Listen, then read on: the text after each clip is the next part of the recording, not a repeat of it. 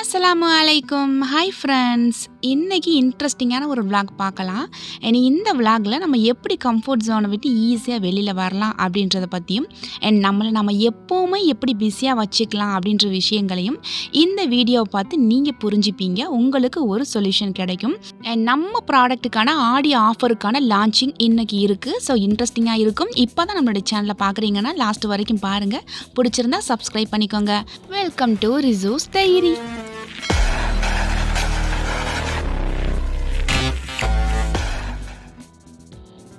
இந்த விளாக் ஈவினிங்லேருந்து ஸ்டார்ட் ஆகுது. ஆக்சுவலி ஒரு 2 மாதமாக நான் வாக்கிங் போகவே இல்லை. ஏன்னா கொஞ்சம் பிஸியாகியாச்சு. பேக்கிங் ஒர்க்கு, டிஸ்பேச்சிங் ஒர்க்கு, இந்த மாதிரி விஷயங்கள் எல்லாமே ஈவினிங் டைமில் மோஸ்ட்லி நான் பண்ணுறதால வெளியில் எங்கேயுமே போகிறதுக்கு வேலை இல்லை. எப்போவாச்சும் ஒரு வாட்டி அம்மா வீட்டுக்கு போவேன். இந்த மாதிரி தான் போயிட்டுருக்கோம். ஸோ ரீசண்டாக கொஞ்சம் வெயிட் போட்ட மாதிரி எனக்கு ஃபீல் ஆச்சு. அதனால் இப்படியே இருந்தோம் அப்படின்னா அப்படியே கம்ஃபர்ட் ஜோனுக்குள்ளே போன மாதிரி ஒரு ஃபீல் ஆகிடும். ஸோ என்ன தான் பிஸியாக இருந்தாலுமே நம்மளை நம்ம கண்டிப்பாக கவனிச்சுக்கணும். அதனால இனிமேல் டெய்லி வாக்கிங் போயிடலாம் அப்படின்ட்டு முடிவெடுத்துட்டேன். ஸோ வாக்கிங் கிளம்பியாச்சு. வாக்கிங் அப்படின்றது நம்மளுடைய வெயிட் லாஸ் பண்ணுறதுக்கு அப்படின்னு கிடையாது. நம்மளுடைய வெயிட்டை அப்படியே மெயின்டைன் பண்ணுறதுக்காக. நம்ம ஸ்லிம்மாக இருக்கோம் அப்படின்னா அப்படியே மெயின்டைன் ஆகும். நம்மளுடைய வெயிட் லாஸ் ஆகணும் அப்படின்னு நினச்சோன்னா நம்ம வாக்கிங் போகணும். ப்ளஸ் நம்ம எக்ஸசைஸும் பண்ணணும். அண்ட் ஃபுட்டோட கண்ட்ரோலும் கண்டிப்பாக நமக்கு வேணும். ஸோ கம்ஃபர்ட் ஜோனை விட்டு வெளியில் வர்றது அப்படின்றது இந்த மாதிரி சின்ன சின்ன விஷயங்கள் தான். ஃபார் எக்ஸாம்பிள், நம்மளால் ஒரு விஷயம் முடியும், ஆனால் நாளைக்கு பண்ணலாம், பரவாயில்ல, இன்னும் கொஞ்ச நாள் கழிச்சு பண்ணலாம் அப்படின்ட்டு நம்ம அப்படியே போஸ்ட்போன் பண்ணிகிட்டே போகிறோம் தெரியுமா? இதுதான் நம்ம ரொம்ப பெரிய தப்பு. ஸோ நம்மளால் முடியும்னு நினச்சா உடனே அதை பண்ணிடணும், யோசிக்கவே கூடாது. அந்த மாதிரி ஒரு சின்ன சின்ன விஷயங்களையும் நம்ம அதை பீட் பண்ணி நம்ம வெளியில் வரும்போது மிகப்பெரிய விஷயங்களையுமே ஈஸியாக நம்மளால் அச்சீவ் பண்ண முடியும். ஸோ இந்த பீச் தண்ணியில் அப்படியே நின்றுட்டு இருக்கும்போது அந்த சில்னஸ் அப்படியே நம்ம காலில் படும்போது நல்ல ஒரு குளிர்ச்சியாக ஃபீல் பண்ணுவோம். நிறைய டைம் நீங்கள் நினச்சிருப்பீங்க, ரொம்ப நம்ம டயர்டாக இருக்கும்போது காலில் தண்ணி படும்போது நம்மளோட உடம்புல இருக்கக்கூடிய அந்த டயர்ட்னஸ் எல்லாமே போகிற மாதிரி ஃபீல் ஆகும். எல்லாத்துக்குமே காரணம் அந்த தண்ணீர் தான். தண்ணீரில் அவ்வளோ ஒரு பாசிட்டிவ் எனர்ஜி இருக்குது. ஸோ அதனால தான் எப்போ எனக்கு மைண்டு ஒரு மாதிரி இருந்தாலுமே உடனே பீச்சுக்கு போயிடணும் அப்படின்ற ஒரு முடிவு எடுப்பேன். ஏன்னா பீச் எங்கள் ஊர்லேயே இருக்கிறதெல்லாம் எங்களுக்கு மிகப்பெரிய ஒரு கிஃப்ட் அப்படின்னு கூட சொல்லலாம். ஸோ பீச்சுக்கு போயிட்டு வந்துட்டு கொஞ்சம் ஒரு 10 நிமிஷம் உட்காந்து ரெஸ்ட் எடுத்துட்டேன். ஏன்னா ரொம்ப நாள் ஆச்சு இவ்வளோ லாங்காக நம்ம நடந்துட்டு. ஸோ வந்த உடனேயே அம்மா வீட்டிலேருந்து பூ கொடுத்து விட்டுருந்தாங்க. ஸோ அம்மா வீட்டில் மல்லிகைப்பூ செடி இருக்குது. இதை சேர்த்து வச்சு ஃபைஹா பேபிக்கு நான் இந்த மாதிரி பூ தொடுத்துட்டு நெக்ஸ்ட் டே ஸ்கூலுக்கு வச்சு விட்டுருவேன். சில பூ கொஞ்சம் வாடின மாதிரி இருந்துச்சு. அதை எடுத்துகிட்டு யூனிஃபார்முக்கு லைட்டாக வச்சு விட்டுட்டேன். நல்ல வாசனையாக இருக்கும். அதை முடிச்சுட்டு இன்றைக்கி நைட்டுக்கு சாதம் இருக்குது. அதனால் டின்னர் பண்ணுற வேலை எதுவுமே இல்லை. ஸோ நெக்ஸ்ட் டே டிஸ்பேச் பண்ணணும். அதனால் அட்ரஸ் எல்லாமே இன்றைக்கி எழுதி வச்சிடலாம் அப்படின்ட்டு எழுதிட்டு இருந்தேன். ஸோ டக்குன்னு சடனாக ஒரு சிஸ்டர் மெசேஜ் போட்டிருந்தாங்க. பாத் பவுடர் உங்ககிட்ட வாங்கியிருந்தேன், நல்ல சூப்பரான ஒரு ரிசல்ட் கிடச்சிச்சு. அண்ட் உங்களுடைய ப்ராடக்ட் யூஸ் பண்ணதுலேருந்து என்னோடய ஃபேஸ்க்கு நான் எந்த ஒரு ஃபேஸ் க்ரீமே நான் யூஸ் பண்ணுறதே கிடையாது, உங்கள் ப்ராடக்ட் மட்டும்தான் நான் யூஸ் பண்ணிகிட்ருக்கேன் அப்படின்னு சொல்லிட்டு. அண்ட் இன்னொன்று என்னென்னு பார்த்தீங்கன்னா, எங்களுக்கு எந்த ஒரு சைடு எஃபெக்ட்டுமே இல்லாத ஒரு ப்ராடக்ட் நீங்கள் எங்களுக்கு கொடுக்கறதுனால உங்களுக்கு ரொம்பவே நன்றி அப்படின்னு சொல்லிட்டு இந்த ஒரு ஃபீட்பேக் கொடுத்துருந்தாங்க. ஸோ நிறைய ஃபீட்பேக் எக்கச்சக்கமாக எனக்கு வந்திருக்கு. ஆனால் என்ன அழுக வச்சு ஒரு ஃபீட்பேக் இது அப்படின்னு சொல்லலாம். அழுகிற அளவுக்கு இதில் என்ன இருக்குது அப்படின்னு நீங்கள் நினைப்பீங்க. அவங்க சொல்லியிருந்த அந்த பாயிண்ட்டு பார்த்தீங்கன்னா, எந்த ஒரு சைட் எஃபெக்ட்டுமே இல்லாத ப்ராடக்ட் நீங்கள் எனக்கு கொடுக்கறதுனால உங்களுக்கு ரொம்ப நன்றி அப்படின்னு சொல்கிறாங்க. ஸோ நன்றி நான் தான் உங்கள் எல்லாருக்குமே சொல்லணும். ஏன்னா நான் யார் என்ன ஏதுன்னு எதுவுமே தெரியாது.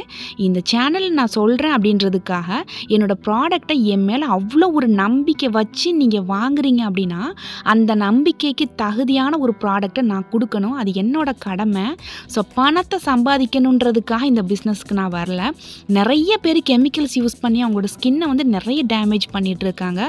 ஸோ கெமிக்கல் இல்லாத ஒரு நேச்சுரலான ப்ராடக்ட் அண்ட் பெஸ்ட்டு ரிசல்ட் கொடுக்கக்கூடிய ப்ராடக்ட் கொடுக்கணும் அப்படின்றதுக்காக தான் இதை நான் பண்ணிகிட்ருக்கேன்.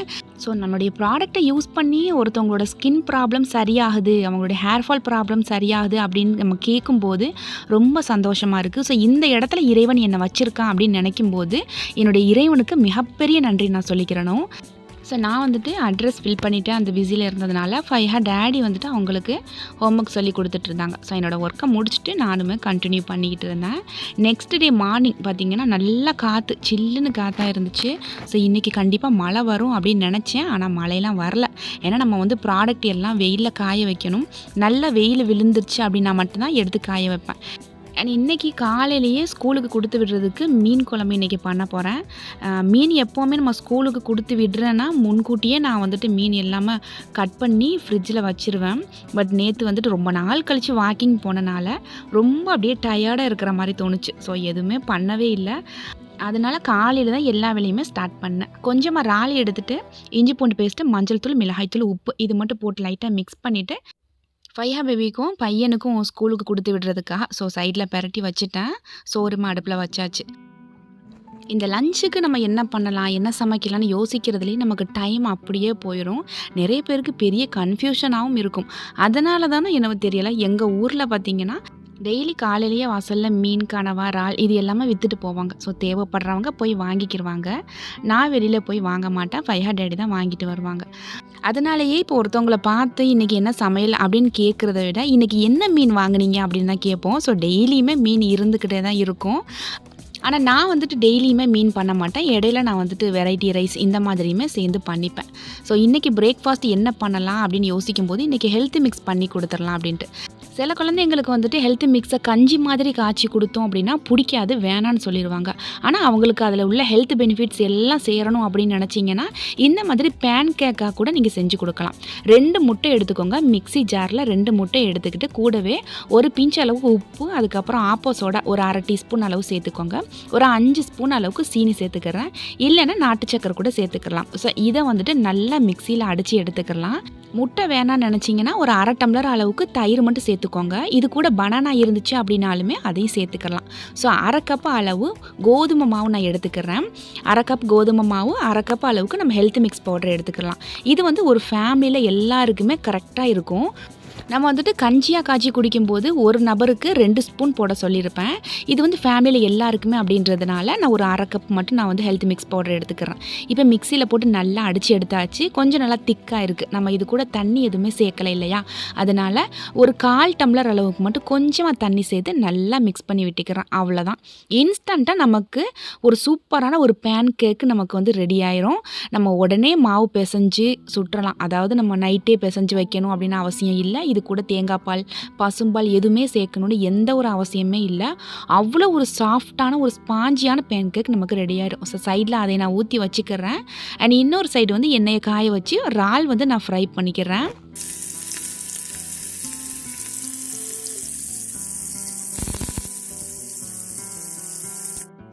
இந்த பேன் கேக்குக்கு நம்ம நிறைய எண்ணெய் ஊற்றணும் அவசியம் இல்லை. நான்ஸ்டிக் பேனில் நம்ம பண்ணுறோம் அப்படின்னா ஜஸ்ட்டு ஒரு ஸ்பூன் இல்லைனா 1/2 ஸ்பூன் மட்டும் சேர்த்தா போதும். இறால் ஃப்ரை பண்ண சேம் அதே எண்ணெயிலேயே இந்த மீனையுமே ஃப்ரை பண்ணி எடுத்துக்கிறேன். பேன் கேக் மாவு எல்லாத்தையுமே ஊற்றி முடிச்சாச்சு. அவ்வளோதான். இப்போ நிறைய பேர் ஸ்கூலுக்கு குழந்தைங்களுக்கு காலையில் டீ கூட பிஸ்கட் கொடுத்து ஸ்கூலுக்கு அனுப்புகிறாங்க. நிறைய பேர் பண்ணக்கூடிய மிஸ்டேக், பிஸ்கட் அப்படின்றது எப்போவாச்சும் ஒரு டைம் நமக்கு கொடுக்கலாம். ஆனால் டெய்லியுமே குழந்தைங்களுக்கு இந்த தானியங்களோட சத்து வேணும் அப்படின்னு நினச்சோன்னா கண்டிப்பாக இந்த ஹெல்த் மிக்ஸ் வாங்கி யூஸ் பண்ணி பாருங்கள். இல்லை வீட்டிலேயே ஹெல்த் மிக்ஸ் பவுடர் ரெடி பண்ணுறேன் அப்படின்னாலுமே ரெடி பண்ணிக்கோங்க. ஆனால் எப்படியாச்சும் குழந்தைங்களை இந்த மாதிரி ஒரு பேன் கேக் பண்ணியோ இல்லை கஞ்சி காய்ச்சி கொடுத்தோ ஹெல்த்தியான குழந்தைங்கள கொண்டு வாங்க. ஏன்னா இப்போ இருக்கக்கூடிய உணவு வகைகள் எதுவுமே சத்து கிடையாது. அதனால முடிஞ்ச அளவுக்கு நம்மளுடைய தானிய வகைகளையும் நம்மளுடைய உணவுப் பொருட்களை சேர்த்துக்கிறணும். இது வந்துட்டு அவ்வளோ ஒரு சாஃப்டாக இருந்துச்சு. பார்த்தீங்கனால தெரியும் ஃபையா பேபிக்கு ரொம்ப பிடிச்சிருந்துச்சு. ஃபையா பேபி சொன்னது என்னென்னா டெய்லியுமே இதை எனக்கு பண்ணி கொடுங்க, டேஸ்ட்டாக இருக்குது அப்படின்னு சொன்னாங்க. அண்ட் இதில் வந்துட்டு நம்ம வந்து ஆயில் கூட அதிகமாக ஊற்றல, கொஞ்சமாக தான் ஊற்றணும் நான்ஸ்டிக் பேனில் பண்ணதால். இதில் வந்துட்டு திணை, கம்பு, வரகு, சோளம், கேப்பை, கருப்பு உளுந்து, கருப்பு கவுனி அரிசி, முந்திரி, பாதாம், பிஸ்தா அப்படின்ட்டு மொத்தம் 25 வகையான பொருட்களை தயாரிக்கிறோம்.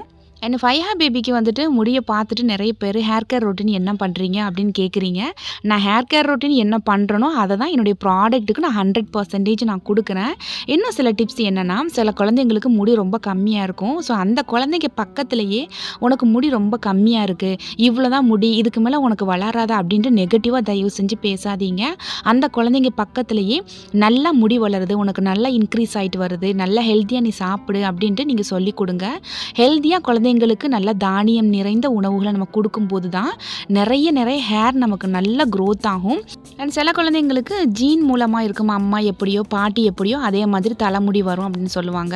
ஆனால் முடி கம்மியாக இருக்கக்கூடிய பிள்ளைங்களுக்குமே நம்ம இன்க்ரீஸ் பண்ண முடியும். நம்ம தனியாக எஃபோர்ட் எடுத்து ரொம்ப கேர் பண்ணி அதை நம்ம தனியாக கவனிக்கும் போது கண்டிப்பாக நம்மளுடைய ஹேரை வந்து நல்லா க்ரோத் பண்ண முடியும்.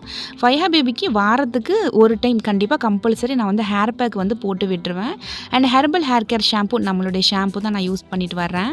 அண்ட் ஹேர் வந்துட்டு ரொம்ப லாங்காக இருக்கும்போது அதை மேனேஜ் பண்ணுறது ரொம்பவே கஷ்டம் தான். தலை கட்டும் போதெல்லாம் அப்படி கடுப்பாக இருக்குமோ அப்போ தான் நினச்சி பார்ப்பேன். நான் சின்ன வயசில் இருக்கும்போது நான் நிறைய திட்டு வாங்கியிருக்கேன் எங்கள் அம்மா கிட்ட.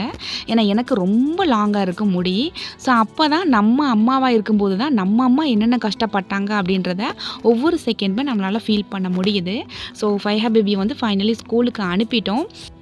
இந்த கிளிப் வந்துட்டு நேற்று எடுத்த கிளிப் தான். நம்ம நல்லா 4 நாளாக காஞ்சிருச்சு. நம்ம ஹெர்பல் ஹேர் பேக்குக்கு தேவையான திங்ஸ் எல்லாமே ஒரு மூட்டை நிறைய செம்பருத்தி இருக்குது.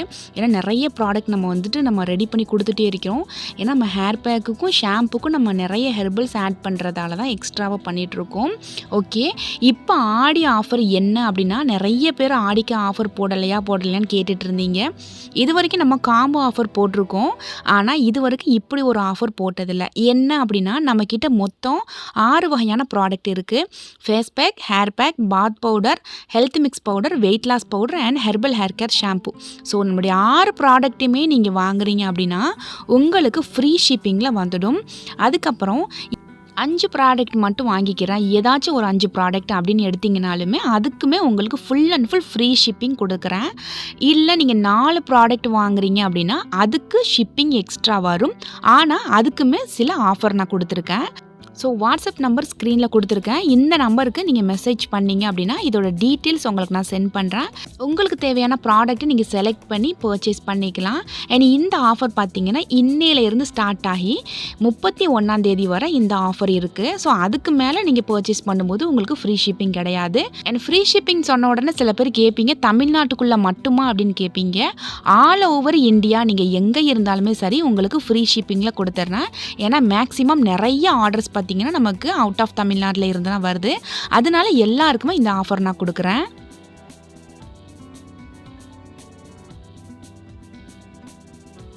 ஸோ அந்த அன்னைக்குன்னு எல்லா ஒர்க்கையுமே முடிச்சுட்டு, டிஸ்பேட்ச் ஒர்க்கையும் முடிச்சுட்டு கொஞ்சம் நேரம் ரெஸ்ட் எடுத்துட்டு அதுக்கப்புறம் இப்போ எங்கே கிளம்பிட்டேன் அப்படின்னா ராம்நாடுக்கு கிளம்பியாச்சு.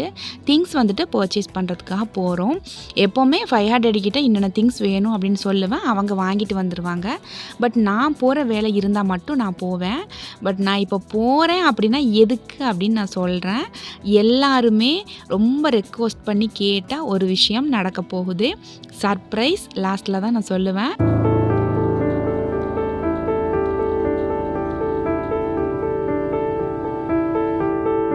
ஸோ போன உடனே ஃபஸ்ட்டு நாங்கள் போனது பாத்திர கடைக்கு தான். பாத்திர கடையில் என்ன இருக்குது அப்படின்னு நினைப்பீங்க. ஒரு முக்கியமான ஒரு பொருள் ஒன்று வாங்க வந்திருக்கேன். நம்ம எதுவுமே வாங்கக்கூடாது, நம்ம தேவைப்பட்ட பொருள் மட்டும் வாங்கணும்னு நினச்சிட்டு போவோம். ஆனால் குட்டி குட்டியாக அழகாக க்யூட்டாக இருக்கும்போது அதை வாங்கணும்னு தோணும். முன்னெல்லாம் அப்படி தான். ஸோ இப்போலாம் அப்படி கிடையாது. பார்த்தது எதுவுமே வாங்குறது இல்லை. எது தேவையோ அது மட்டும் வாங்கிட்டு திரும்பி வந்துடுறது. ஸோ இந்த நீளமான ஸ்பூன் வந்துட்டு ரொம்ப நாளாக வாங்கணும்னு நினச்சேன். அது மட்டும் ஒன்று எடுத்தேன். இந்த பாத்திரம் பார்த்திங்கன்னா நம்ம டீ காஃபி ஆற்றி குடிக்கிறதுக்கு அழகாக க்யூட்டாக இருக்குது அப்படின்னு சொல்லிட்டு இந்த பாத்திரம் ஒன்று எடுத்தேன். அடுத்ததாக இன்னும் கிளறி விடுறதுக்காக ஒரு பெரிய ஸ்பூன், அவ்வளோதான். ஸோ இது ரொம்ப தேவைப்பட்டதுனால எடுத்தேன்.